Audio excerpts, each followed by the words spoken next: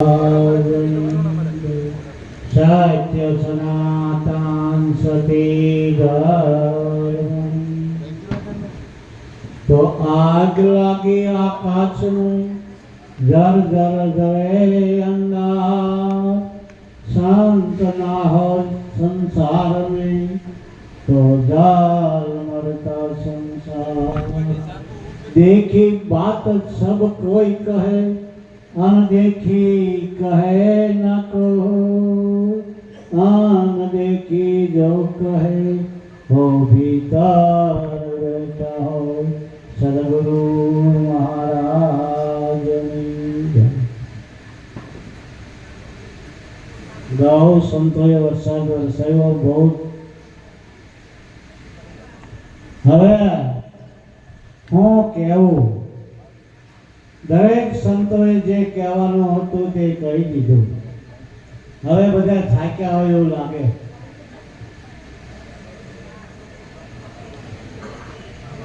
એટલે देखी बात सब कोई कहे अनदेखी कहे ना कोई अनदेखी हो कहे जो भीतर बैठा हो. आनी अंदर जे सदगुरु परमात्मा बैठो छे આપણે તો બધું દેખીલી વાત કરીએ છીએ, દેખીલી વાત સાંભળીએ, દેખીલી વાત જોઈએ છીએ બધી, પણ અનદેખીલી જે આપણે દેખતા નથી ને એ ભીતરના ગુરુની વાતો છે. કારણ હદ સલે બે હદ સલે સલે અનહદ અનહદ થી પર સલે સલે સ્વહદ હદમાં ચાલે તે જીવ બેહદ કીર્તન કહાવે અનહદ અપરંપાર ગુરુ ભાણ ભેદ બતાવે. આ અનહદ ની વાતો છે. આ હદમાં ચાલે છે તે જીવ દિશા છે. બેહદ છે કીર્તન અનહદ અપરંપાર ગુરુ ભાણ ભેદ બતાવે. આ અનહદ ની વાતો છે. કારણ આ મનને પહેલે પાદની વાતો છે. સ્વરૂપ એ આપણું નિજ સ્વરૂપ છે, પણ આપણને આ ઘાટે કરીને ભૂલા પડ્યા છે. હમણાં સંતોએ બહુ વાત કરીએ ઘાટ અઘાટ, પણ આપણે શું છીએ? ઘાટ તો આપી દીધો, હવે આપણે શૂન્ય સ્વરૂપ થઈ ગયા. આપણે એમ કહી કે શૂન્યમાં કંઈ છે નહીં, જે કંઈ છે તે શૂન્યમાં છે, શૂન્ય સિવાય બીજું કંઈ છે જ નહીં. જે શબ્દ નીકળે છે શૂન્યમાંથી આવે છે. સદગુરુ પરમાત્મા જેને આપણે અનામ કહીએ છીએ, અનામ નામ આ બોલી રહ્યું છે. જેને આપણે નામ કહીએ છીએ શબ્દ છે, નામ કહીએ છીએ પ્રાણ છે, નામ કહીએ છીએ તે અનામ નામનું નામ છે. જે અનામ છે ને આ વાણી વિરમી જાય છે. કારણ એક દ્રષ્ટાંત આપણે લઈએ, થોડોક સમજાય. ઉદાલક ઋષિ મહાન તત્વદર્શી, મહાન દાર્શનિક, મહાન જ્ઞાની, એમનો પુત્ર શ્વેતકેતુ 12 વર્ષ માટે વિદ્યા અભ્યાસ કરવા કાશીની અંદર ગયો. કાશીની અંદર 12 વર્ષ વિદ્યા અભ્યાસ કરીને પરિપૂર્ણ થઈને પાછો આવ્યો. એટલે એને ઘરે પિતાજીને પ્રણામ કર્યા, માતા પિતાને પ્રણામ કર્યા, અને પિતાએ આગળ બેહારી અને કીધું કે બેટા વિદ્યા અભ્યાસ કરીને પાછો આવી ગયો? તો કે હા. જે કાંઈ પૂછો એનો જવાબ તો આપજે. કેટલા પ્રશ્ન પૂછ્યા અને બધાનો જવાબ આપ્યો, અને છેલ્લો પ્રશ્ન એ હતો કે બેટા આત્માનો રહસ્ય શું એ મને બતાવ. પિતાજી આ અભ્યાસ અને આ વિદ્યા હું ભણ્યો નથી, તો તે જે કઈ વિદ્યા ભણ્યો છે બધી ખોટ છે. આત્માનો રહસ્ય તો ન જાણતો હો તો જે કઈ ભણ્યો તે બધું ખોટ છે. તો જા તું બહાર જાને આકાશી વૃક્ષ હોય એનું ફળ તોડીને લાવ. બહાર ફરવા નીકળ્યો, ફરતા ફરતા એક વડલો મળ્યો અને વડલાનો ટેટો લઈને આવ્યો. ટેટો લઈને આવ્યો કે લો પિતાજી આ ફળ. એમના પિતા ઉદાલકે શ્વેતકેતુને કીધું કે આ ટેટાને તું ખોલ. ફોડ્યો અને અંદર જો તો હું તને દેખાય છે કે આ વડલાને પેટાની અંદર રાયના બીજ જેટલા અનેક બીજકો છે. આ અનેક બીજકો છે, એમાંથી એક બીજક લે અને એ બીજકને તું તોડ. જો હવે અંદર તને શું દેખાય છે? આ બીજકને તોડ્યું એટલે અંદર કશું જ દેખાતું નહોતું. શૂન્ય સ્વરૂપ છે. પિતાજી, આમાં તો કશું જ કાંઈ દેખાતું નથી, આ તો શૂન્ય સ્વરૂપ છે. પણ શૂન્ય સ્વરૂપ છે, આમ દેખી બાત, જે દેખે ને એની આ વાત છે. તો આ શૂન્ય સ્વરૂપની અંદર એક વટ વૃક્ષ છે. જે વડલાનો ટેટો તું લઈને આવ્યો એ વટ વૃક્ષ શૂન્યમાંથી સર્જન થયું. એમ આ જગત એક શબ્દમાંથી, અનામમાંથી નામ, નામ એટલે શબ્દ, શબ્દ એટલે ઈશ્વર. તો આ ઈશ્વર એક જ શૂન્યમાંથી પ્રગટ થયેલો છે, જે અનામ છે, જે અવ્યક્ત છે, જે સૂક્ષ્મ છે. અને એ સાકાર અને નિરાકાર, નિરાકારમાંથી સાકાર સ્વરૂપ આ વિશ્વ જગત વિરાટ જે દેખાય છે ને આપણને, એ સાકાર સ્વરૂપ છે. નિરાકારનું સ્વરૂપ સાકાર સ્વરૂપ. એટલે સંતો એમ કહે છે કે નિર્ગુણ ને નિરાકાર. નિર્ગુણ એટલે શું? ગુણાતીત, જે ગુણમાં ન આવે તે નિર્ગુણ સ્વરૂપ છે, અને ગુણમાં આવે તે સગુણ સ્વરૂપ છે. હમણાં ઓહમ ને સોહમની વાત થઈ. આ ઓહમ જે છે અક્રિય છે, અકર્તા છે, અવિનાશી છે, કાયમ છે, નિત્ય છે, એ અધિષ્ઠાન છે. સોહમ છે એ શક્તિ છે, સોહમ છે એ નામ છે, સોહમ છે એ સક્રિય છે, સોહમ છે એ કર્તા છે. ઓહમ છે અકર્તા છે, અસંગ છે, કાયમ છે, નિત્ય છે, અધિષ્ઠાન છે. આ એમાંથી જે પ્રગટ થયું તે સોહમ શક્તિ દ્વારા પ્રગટ થયું છે. અને આ સોહમ સોહમનો જે તાર ચાલે છે એની અંદર જે શબ્દ ગાજી રહ્યો છે, આ એની બધી રચનાઓ છે. આ તો શબ્દાતીતની વાતો છે. ત્યાં શબ્દ પણ નથી, નામ પણ નથી, ગુણ પણ નથી. આ એ દેશની આ વાતો છે. એ દેશ આપણે સદગુરુ મહારાજે બતાવી દીધો છે. આપણને ટોચનું જ્ઞાન આપ્યું છે. ટોચ ઉપર તો શરીર દબાય છે, પણ ટોચ ઉપર ટકવું મુશ્કેલ છે. માટે ભક્તિ ક્યાંય કરવા જવું પડતું નથી. ભક્તિ ઘરે બેઠા થાય, જ્યાં બેઠા હશે ત્યાં ભક્તિ થાય. સ્મરણ જ્યાં બેઠા હશો ત્યાં સ્મરણ થાય. સ્મરણ કોનો કરવું? પોતે પોતાનો સ્મરણ કરવું, પોતે પોતાનો ધ્યાન રાખવાનું છે. જબ ગુણ નહીં તો નામ રખવું ક્યાં? નામ વગર, ગુણ વગર નામ રહેતું નથી. એટલે સ્મરણ પોતે પોતાનું જ કરવાનું હોય છે. પોતે જ છે, પોતા સિવાય બીજો કોઈ છે નહીં. એટલે સંતો કે છે,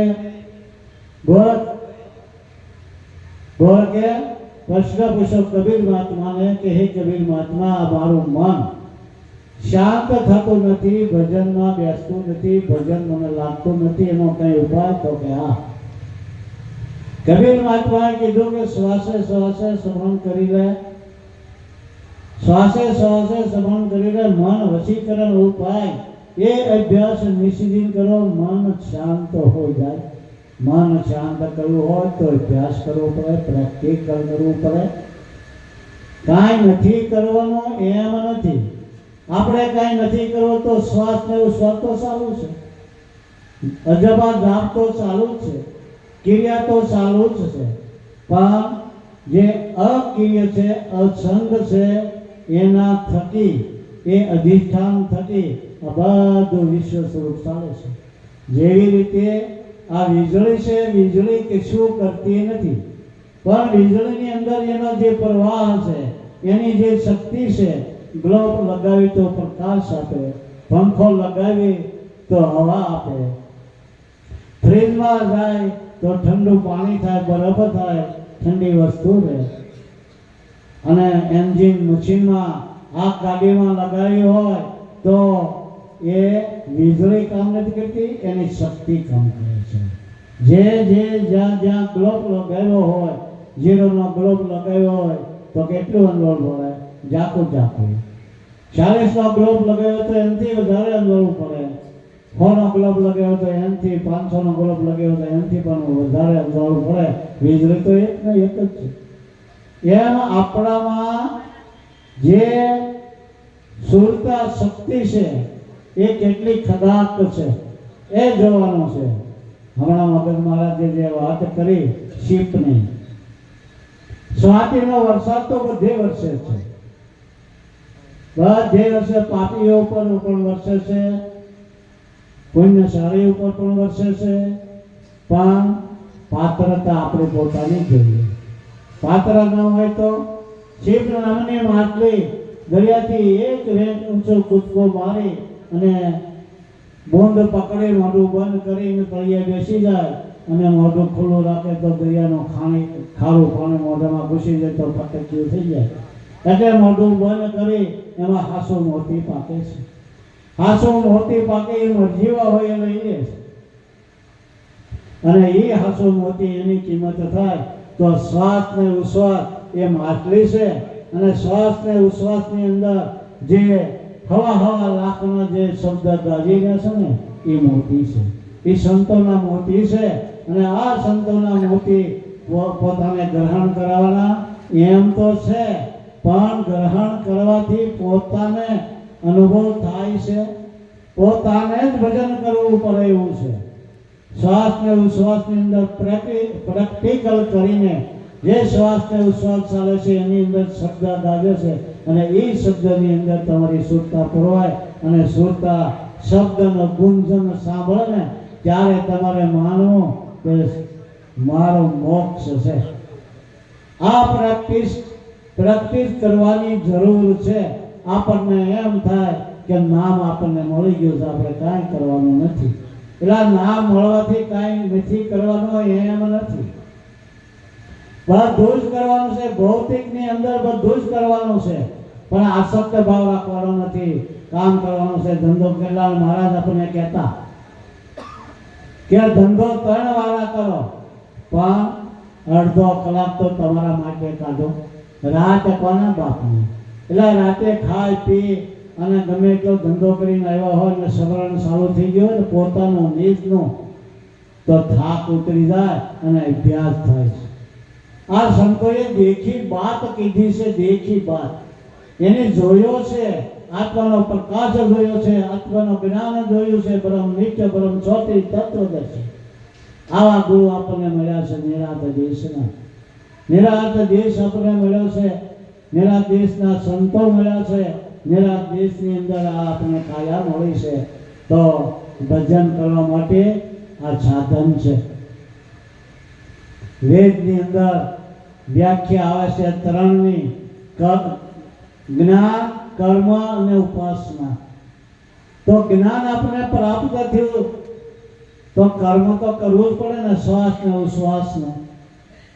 કર્મ કર્યા વગર હાલે એવું છે? આપણે હાલો શ્વાસ બંધ કરી દઈએ, ક્રિયા નથી કરવી, પણ આ તો ઓટોમેટિક છે. તો એ શબ્દ ગાજે છે આ શ્વાસ ને ઉશ્વાસની અંદર. એ આપણું ભજન છે. ભજન એકલાનું છે. સંતો બોલે તેની શબ્દ ગ્રહણ કરો એમ નથી. પાછું પોતાને જ આ શ્વાસ ને ઉશ્વાસની અંદર આ અનુભવ થવો જોઈએ. શબ્દ ગાજવો જોઈએ. શબ્દનો ઋણકાર છે એ રામ છે, બીજો કોઈ રામ નથી. રામ તમારે જોતો હોય ને તો દશરથ ઘરે જે રામ અવતર્યો ને એ રામની ક્યારેય વાટ રાખતા નથી. તો ઠાર મંદિરો છે બધે, આખા શહેરમાં, આખા જગતના, આખા ગામમાં, અને ઘરે ઘરે રામના મંદિરો છે. તો ગામની અંદર રામ મંદિર છે, તો ગામની અંદર કઈક ચોર ડાકો કોઈ આવ્યો હોય તો રામ ધનુષ બાણ લઈને દોડે છે. એટલે રામ આપણે જ બનવું પડે. કૃષ્ણ ભગવાન સુદર્શન ચક્ર એના હાથમાં છે, તો સુદર્શન ચક્ર લઈને દોડે છે કોઈને મારવા. એ રામ કે કૃષ્ણ ક્યારે આવવાનો છે? એટલે ઠારો ઠાર હનુમાનજીના મંદિરો છે, ગદા લઈને ઊભા છે, હનુમાનજીની માળા કરો કે હે ભગવાન મારું કામ થઈ જાય, એ થઈ જાય? તો હનુમાનજીના મંદિરના આપણે બહેનોનો બળાત્કાર થતો હોય તો હનુમાન ગદા લઈને કૂદી પડે છે? હનુમાન આપણે જ બનવું પડે એવું છે. આપણે હનુમાન છે, આપણે રામ છે, આપણે કૃષ્ણ છે, આપણે રમાપીર છે, જે કાંઈ છે તે આપણે પોતે જ છીએ. પોતા સિવાય બીજું કોઈ છે? જે આ જગતની ઉત્પત્તિ કરી છે આપણે જ કરી છે, બીજા કોઈ કરી નથી. આ ઈશ્વરની ઓળખાણ કરાવી. ઈશ્વર એટલે શું? કોઈને સીધું કેવું હોય કે તું ઈશ્વર છે તો કોઈ માને ખરો? કોઈ નથી માને એમ. પણ ગુરુ શરણે ગયા પછી આપણે 10 વખત હા પાડી કે ઈશ્વર તું છો, તો કે હા. ન સમજાય તો 10 વખત કહેજો કે હા હું પોતે જ ઈશ્વર છું.